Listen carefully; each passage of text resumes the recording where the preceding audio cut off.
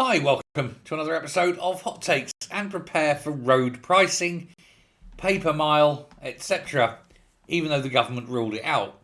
It turns out that when they ruled it out, they weren't actually ruling it out, they were making a mistake.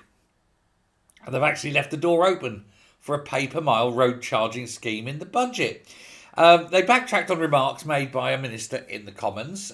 Transport Secretary Heidi Alexander told MPs, quote, there are no proposals to introduce a national paper mile scheme.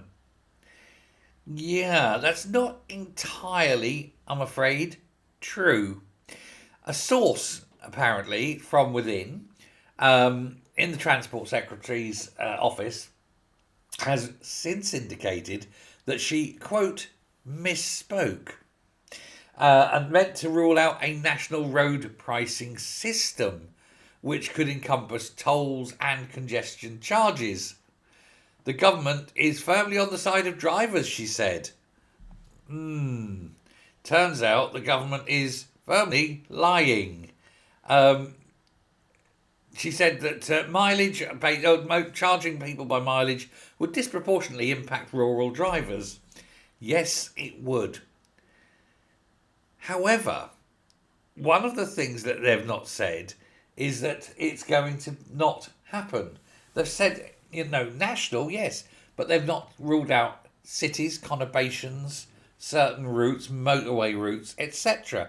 These are still going to be looked at. So road pricing is still on the books. And what's more, they're talking about, measuring this on all vehicles. Quote, all vehicles.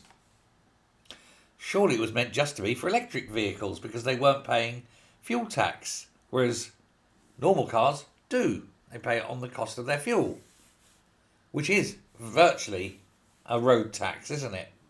And if you're not going to do it as a pure driven road tax, how do you explain this? This is very, very complex. It's almost as though they've had a bright idea and then not realised how complex it is, because if you're not doing it on certain roads and are doing it on other roads, and anyone who's driving an electric car just won't go on the roads that you're going to be charged on. It's weird, isn't it? And then you're going to congest all these little roads at the sides because nobody's going to drive down the big motorway because they've got to pay for that, whereas they can drive down some little series of B roads and they don't pay it. The law of unintended consequences, the law of stupid government. It's just weird, isn't it? But anyway, Heidi Alexander added that the government was already pumping £24 billion a year of capital into motorways and local roads, with repairs to run down bridges, potholes and everything. Duty on fuel, such as petrol and diesel, generated £25 billion a year. But the transition to electric vehicles threatens to erode the Treasury's income. Actually, no, it doesn't. Because what they're not telling you is the number of electric sales are plummeting. In fact, they're so down, the government is deeply, deeply worried about it. They don't know what else to do. They've just removed the subsidy. And basically, electric car sales are maybe 10% of what they were 2 years ago. People are falling out of love with them because, one, the resale value is so bad.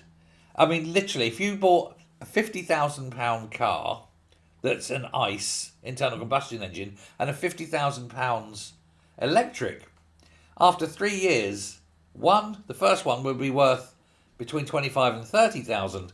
The electric, you couldn't give it away, maybe 8 to 10,000.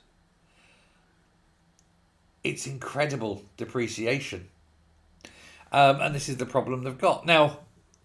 There's also the fact that the amount of infrastructure required for electric cars is barely 10% of what it would need to be, and they don't know how the grid's going to accept it.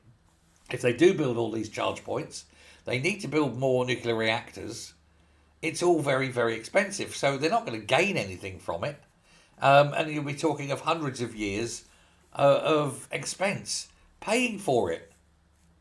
It's pointless. It really is absolutely pointless. And as I say, with fewer electric sales, there's less reason and need to do it. So what's the options? Well, stop pushing the bullshit, ignore the net zero, and just accept that, you know, things are beyond your control. Let me know your thoughts on this one, but I just think it's just typical Labour bunkum. Another great idea that's been badly thought out. Thanks a lot.